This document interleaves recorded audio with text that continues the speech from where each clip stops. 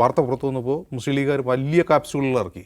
അത് ഞങ്ങളല്ല ചെയ്തത്, അവരാണ്. അങ്ങനെയല്ല, എന്തൊക്കെയാണ് ക്യാപ്സ്യൂൾ? ഒന്ന്, ഇതൊരു അസോസിയേറ്റ് ആണ്, ഒരു ഒരു നിയമ സഹായ സ്ഥാപനമാണ് ചൂസ് ചെയ്തത്, അതിലിങ്ങനെ ഒരാളുണ്ടായിരുന്നു, അത് ഞങ്ങൾ ശ്രദ്ധിച്ചില്ല എന്നാണ് ആദ്യം ഇറങ്ങിയ ക്യാപ്സ്യൂൾ. രണ്ടാമത്തെ ക്യാപ്സ്യൂൾ അങ്ങനെയല്ല, സെക്രട്ടറിയാണ് തീരുമാനിച്ചത്. സെക്രട്ടറി തീരുമാനിച്ചതാണ്, ഞങ്ങളല്ല തീരുമാനിച്ചത്. സെക്രട്ടറി CPM കാരിയുടെ ഭർത്താവാണ്, CPM ജില്ലാ പഞ്ചായത്തിൻ്റെ ഭർത്താവാണെന്ന് പറഞ്ഞു. ഇപ്പോൾ ഈ പഞ്ചായത്ത് പ്രസിഡൻറ്റിനെ പുറത്തു നിന്ന് പറയുന്ന കാര്യം, അതിൽ തീരുമാനമെടുത്തത് പഞ്ചായത്ത് വൈസ് പ്രസിഡൻ്റാണ്, ഞാനല്ല, ഞാൻ അറിഞ്ഞിട്ടില്ല എന്ന് മാത്രമല്ല. അപ്പോൾ ഈ സെക്രട്ടറിയോട് ചോദിച്ചു, അപ്പോൾ സെക്രട്ടറിയുടെ ഡിസിഷൻ ഉണ്ടോ ഇതിൽ? സെക്രട്ടറിക്ക് CPM കാരുടെ ഭർത്താവ് നിലയിൽ എന്തൊരു ഡിസിഷൻ ഉണ്ടോ? അപ്പോൾ സെക്രട്ടറിയോട് നമ്മുടെ റിപ്പോർട്ടർ ചോദിച്ചു, പറഞ്ഞത് ഈ വിഷയം ഞാൻ തന്നെ ചൂണ്ടിക്കാട്ടിയതാണ് ഭരണസമിതി മുമ്പിൽ. അതായത് പഞ്ചായത്ത് വൈസ് പ്രസിഡൻ്റാണ് ഈ തീരുമാനം എടുത്തത്. വൈസ് പ്രസിഡന്റ് ഞാൻ ചോദിച്ചതാണ്, ഇയാൾ BJP അനുഭാവിയാണ്, സംഘപരിവാറുകാരനാണ്, ഇത് ഭാവിയിൽ വിവാദമാവില്ല എന്ന് ചോദിച്ചപ്പോൾ വൈസ് പ്രസിഡന്റ് സെക്രട്ടറിയോട് പറഞ്ഞത്, അങ്ങനെ നമ്മൾ എന്താണ് രാഷ്ട്രീയമായ ഇതൊന്നും നോക്കിയിട്ടല്ല വക്കീലിന് തീരുമാനിക്കുക, വക്കീലിന് കഴിവുണ്ടോ എന്ന് നോക്കിയിട്ടാണ് തീരുമാനിക്കുന്നത്, ഇയാൾക്ക് മറുപടി കൊടുത്തു എന്നാണ് സെക്രട്ടറിയുടെ വിശദീകരണം. ഇതെന്നും ആവട്ടെ, ഇതിൽ 3 പ്രശ്നങ്ങളുണ്ട്. ഒന്നാമത്തെ പ്രശ്നം, മുസ്ലിം ലീഗ് എന്ന പാർട്ടിക്ക് ഇതിലുള്ള ജാഗ്രതയില്ലായ്മ.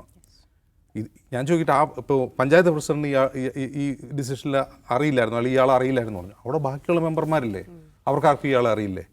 ഇത് ഏതെങ്കിലും ഒരു BJP കാരനും സംഘപരിവാറിനല്ല, കേരളത്തിൽ ഏറ്റവും കൂടുതൽ വർഗീയത വിസർജിക്കുന്ന ഒരു സാമൂഹിക മാധ്യമ ജീവിയാണ് ഇയാൾ. ഇദ്ദേഹത്തിൻ്റെ ഫേസ്ബുക്ക് ഗോളിലേക്ക് നമുക്ക് പോകാനേ കഴിയില്ല. അമ്മാതിരി വർഗീയത മാത്രം പറയുന്ന, വർഗീയത തിന്ന് വർഗീയതയിൽ ഉറങ്ങി ജീവിക്കുന്ന ഒരു മനുഷ്യനാണ്. അയാൾ അറിയില്ല എന്ന് പറയുന്നത് ഒരു രാഷ്ട്രീയ ബോധമില്ലായ്മയും രാഷ്ട്രീയ ജാഗ്രതയില്ലായ്മയുമാണ്. അങ്ങനെ അറിയില്ലാത്ത ഒരാളൊന്നും പഞ്ചായത്ത് മെമ്പറായിട്ടിരിക്കാൻ എനിക്ക് തോന്നുന്നില്ല.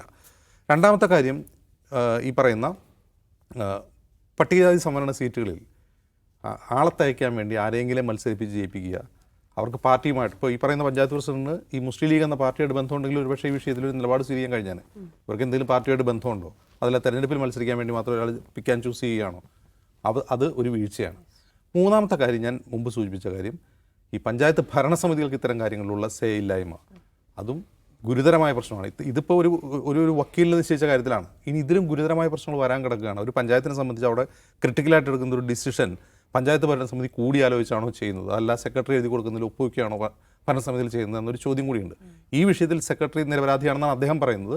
എന്തായാലും നമ്മുടെ പഞ്ചായത്ത് സംവിധാനം, നമ്മൾ എന്താണ് പറയുക, ജനകീയാസൂത്രണം എന്നൊക്കെ പറഞ്ഞ് വാഴ്ത്തിപ്പാടിക്കൊണ്ടിരുന്ന ത്രിതല പഞ്ചായത്ത് സംവിധാനം ഇപ്പോൾ പോയിക്കൊണ്ടിരിക്കുന്നത് വളരെ ഗുരുതരമായ അപകട ഭീഷണിയിലൂടെയാണ്.